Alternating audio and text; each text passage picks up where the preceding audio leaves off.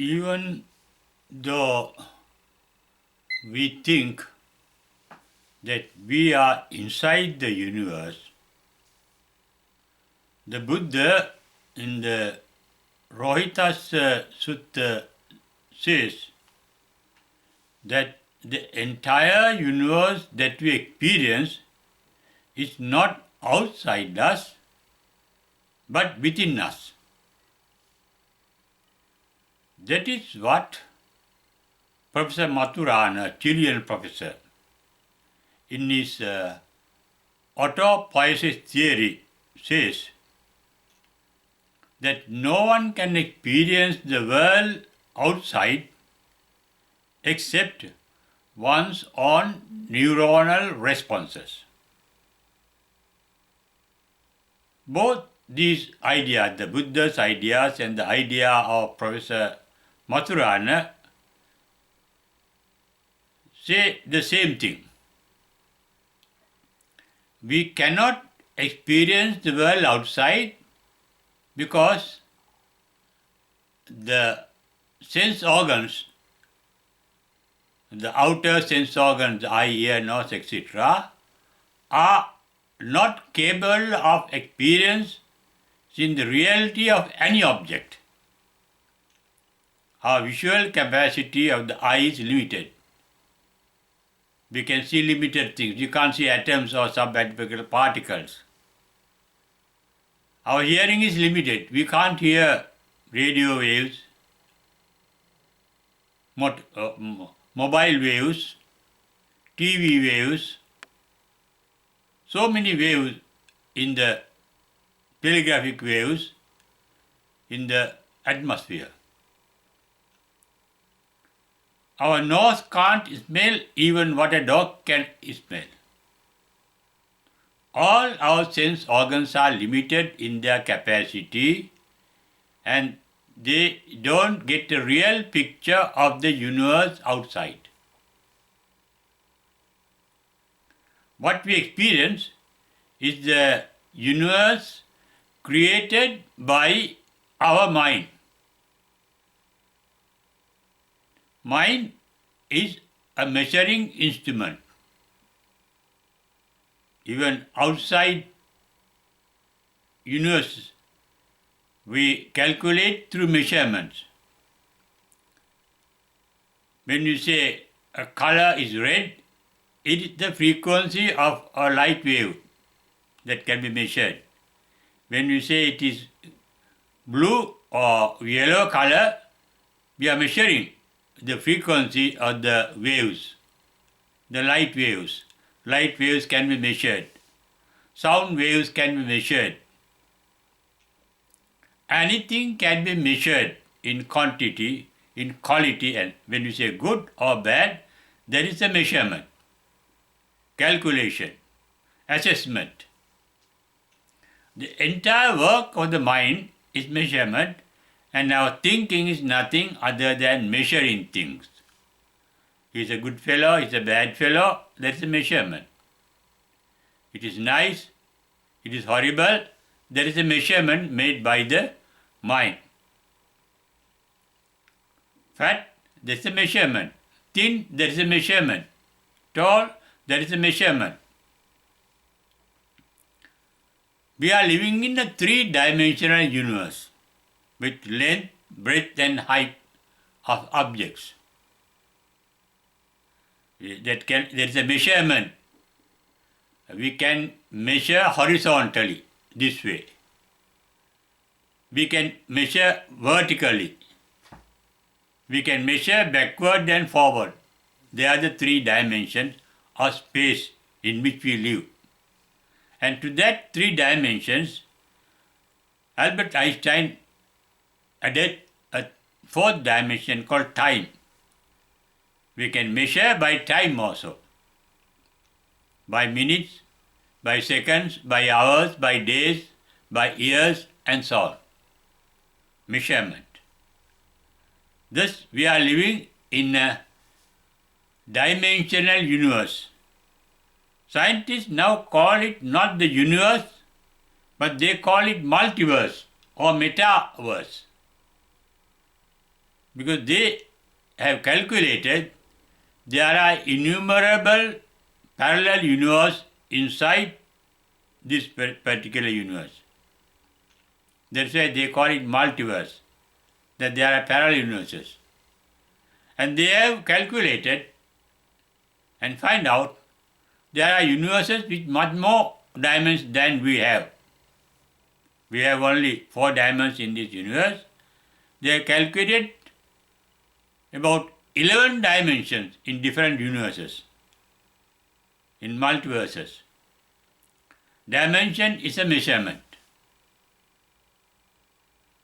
All our thinking is nothing other than measuring things, beings, qualities. We can measure time and we can measure space, as I mentioned, horizontally, vertically, and forward and backward the thickness and so on. Every object, every item, measurable. And what we call something is good, there is a measurement. Bad, there is a measurement. It is like that. We can compare something to something else. The measurement can be a comparison. Two things may be equal. Or something may be higher. When something is higher, something else is lower. High, low, they are measurements. Classes, they are measurements. Buddha referred to a state free from all dimensions, free from all measurements. In the Kevada Sutta that we get in the first volume of Digha Nikaya in the Buddhist Canal, there is a sutra called Kevada Sutra, and at the end of the discourse, the sutra, Buddha uttered an stanza describing the nature or the qualities of Nirvana that he has realized. According to Buddha's description, Nirvana is free of all dimensions. There is nothing that can be measurable in the universe. That is why it is said, enlightenment means ending of measuring. In Pali it is called mana. Mana is measurement. Here is not measuring by any other instrument than by our mind. Assessing, evaluating, valuing, appreciating, depreciating, those are measurements. All thoughts are measurements.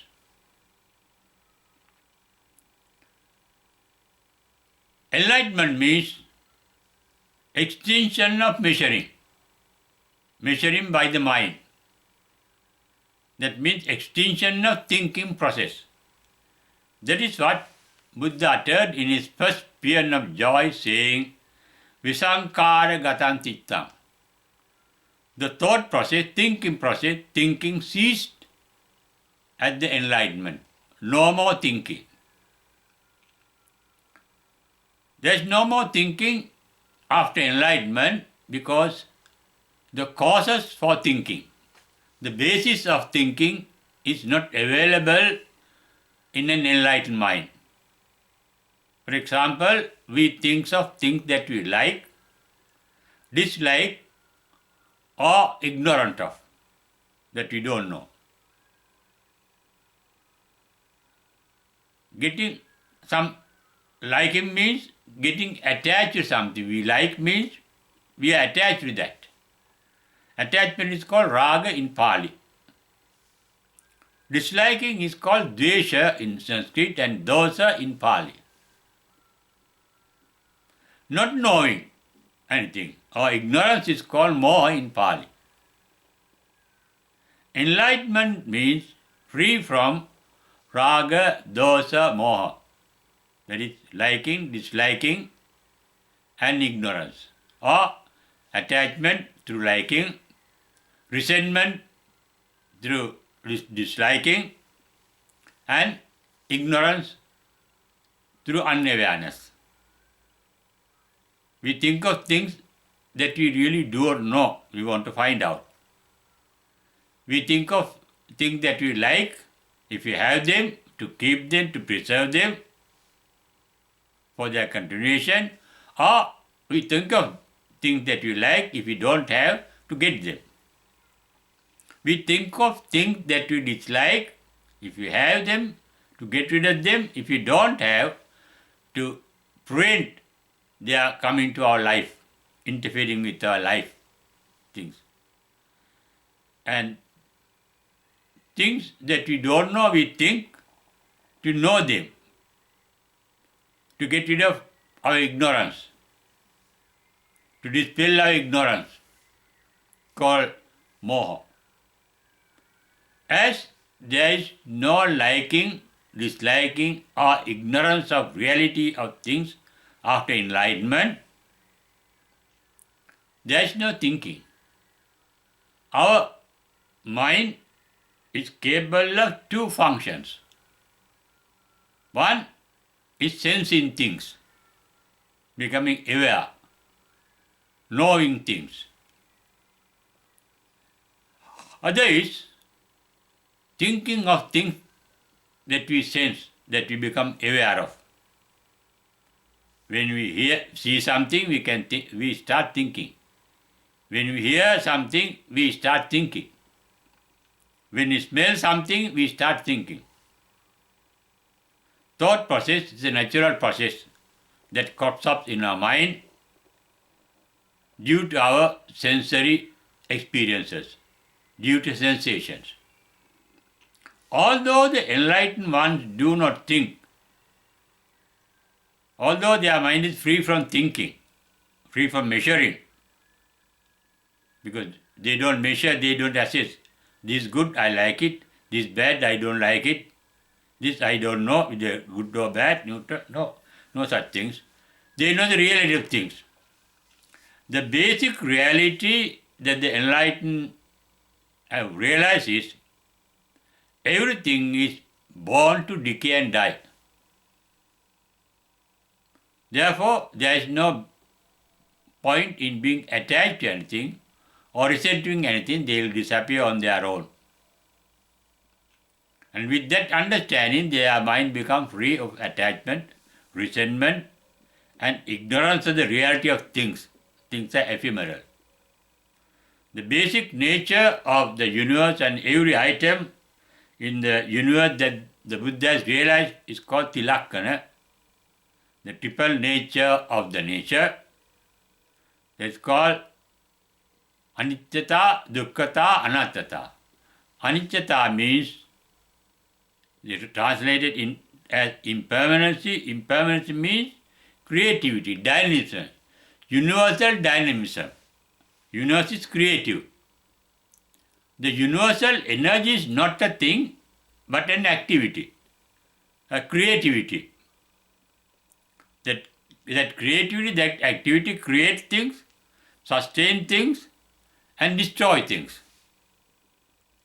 And this universal energy, the universal dynamism, is identified in theistic religions as an almighty God who created the universe. In Hinduism,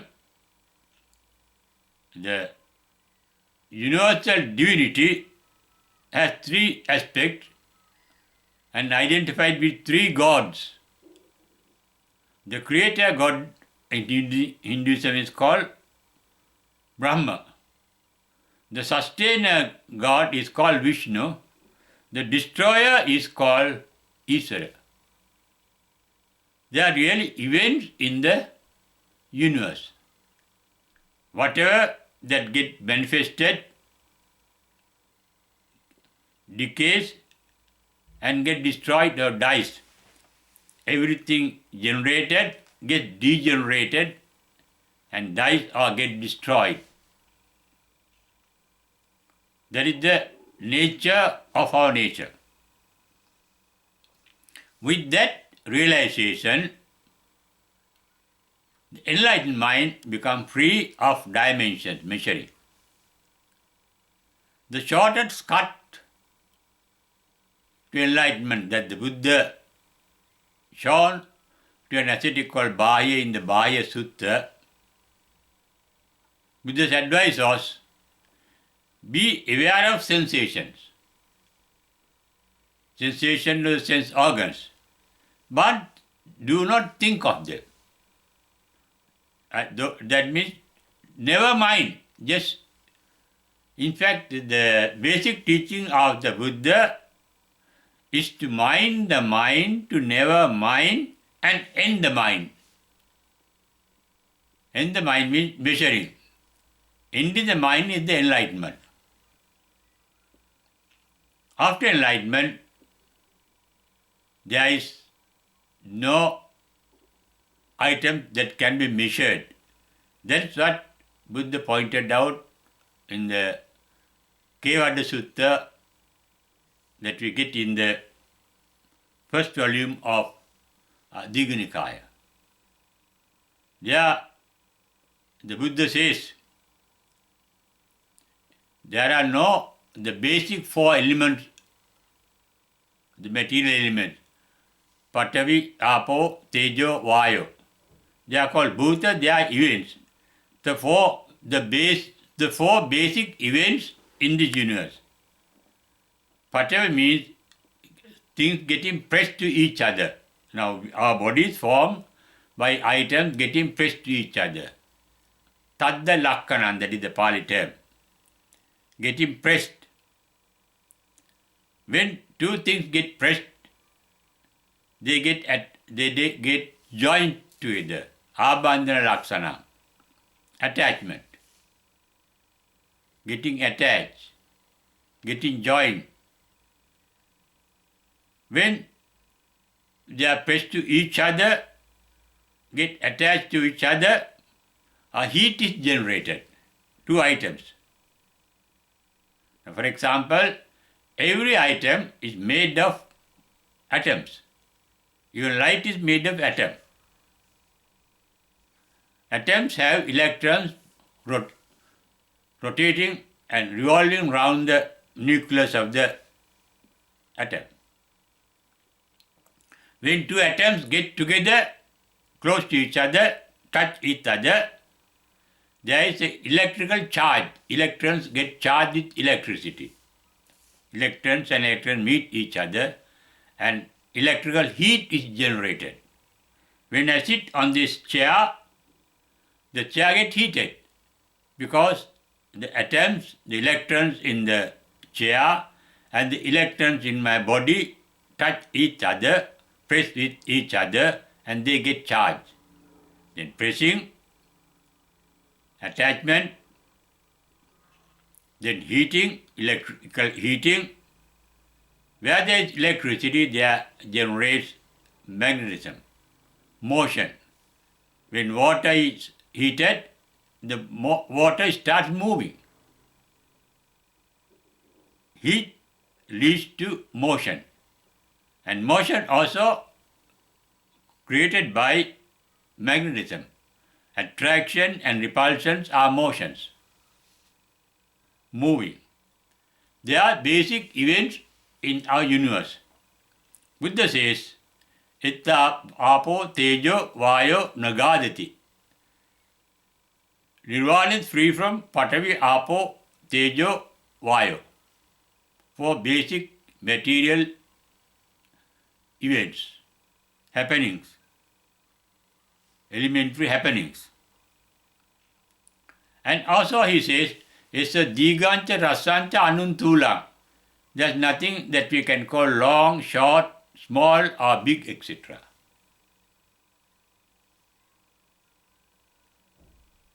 And subha, good or bad. It means Nirvana is a state free from all mission. There is nothing to be mission, and that is why Nirvana is called empty. Empty of all material elements. Empty of the entire material nature.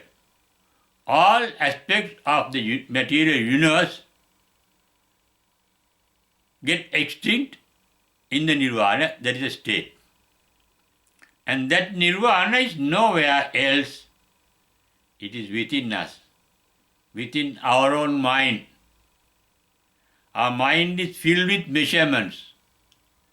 All thoughts are made of, their mind is a digital instrument. Can be measured by digits, by numbers. The frequency of thought waves can be measured, and that measurement can be given a number. How many waves, how many frequencies can be measured. Enlightened mind is free from all vibrations. That is why Buddha said in the Mahamangala Sutra, Puttasa loka dhamme chittang asana kampati. That mind does not vibrate. According to the string theory that was formed in the last decades of the last century, and it was finalized in 95, 5 string theories were amalgamated into an M theory called master theory. And the basic idea of that theory is every item is made of vibrations, vibrating energy. Energy is vibrating strings. Difference between two items is due to the different types of vibration that can be measured. Electrons are different from protons or neutrons due to vibration. Protons are different from neutrons due to the frequency of vibration. Red color is different from blue color due to vibrations that can be measured. And in Nirvana, there is no material element, no material event that can be measured. And therefore, there is no mind, there is no thinking in that. There is nothing to think of. That state is free from all thinking, free from measuring, free from assessment, free from valuation, free from appreciation. Because that mind can accept things as they are. That is called, that enlightened mind see things as they are. That is called Yatha Bhuta Jnana Darsana. Yatha Labha Santutti means they can accept things as they are. Therefore, such a mind has nothing to think of, nothing for assessment, nothing for measuring, nothing for thinking. And that mind is free from all material events that we find in the universe. That is why Nirvana is called emptiness. In Pali, sunyata, voidness, emptiness. And that emptiness is nowhere else within our mind. Not only Nirvana, Nirvana is one of the Four Noble Truths.